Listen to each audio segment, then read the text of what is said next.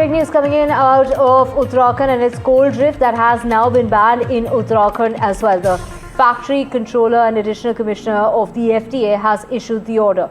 The Uttarakhand government has also issued this advisory.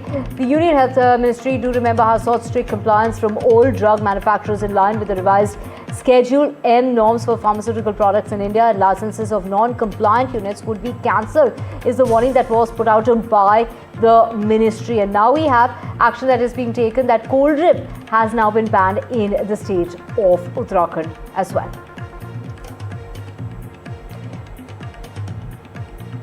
We have my colleagues Anushka and Niharika joining us. Niharika, over to you first. Take us to the action that is being taken in regard to banning this cough syrup, this coal drift in the state of Uttarakhand.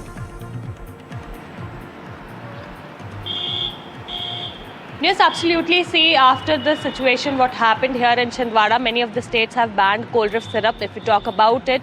So, not only in Madhya Pradesh, but also in Rajasthan, Tamil Nadu, and now in Uttarakhand, this coal drift syrup is banned. Also, if we talk about today's happening here in Chhindwara, so yes, after these many days and these many deaths, now CM Dr. Mohan Yadav is also coming here to Chhindwara, and he'll be visiting all the families who have lost their children today in Parasya. Along with this, the leader of opposition, that is the PCC chief Jeetu Patwari, he will also be visiting here today in Parasya. He'll be reaching here around 10 o'clock, and then if we talk about same Dr. Mohan Yadav, he'll be reaching here around 1:30, and then he'll be meeting all the families, and he will also be asking about the situation, what happened, and what kind of measures should have been taken. Along with that, he will be meeting with the collector or SDM and all the members, those who will be present there, and those who are the authorities who are taking care of this case.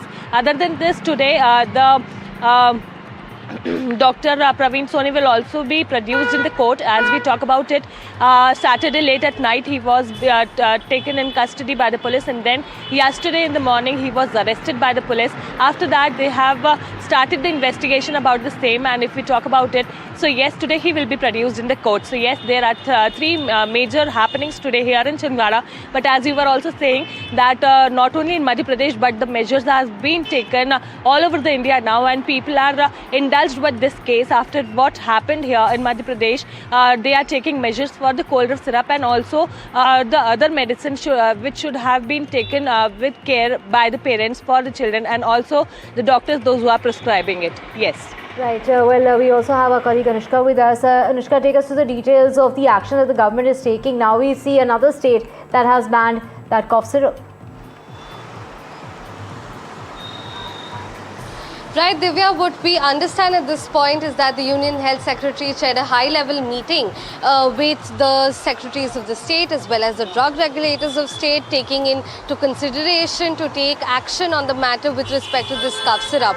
We do know that all states have been asked to, strictly comply with the revised Schedule M. What is this Schedule M? These are the good manufacturing practices that must be followed across all pharmaceutical units and manufacturing units.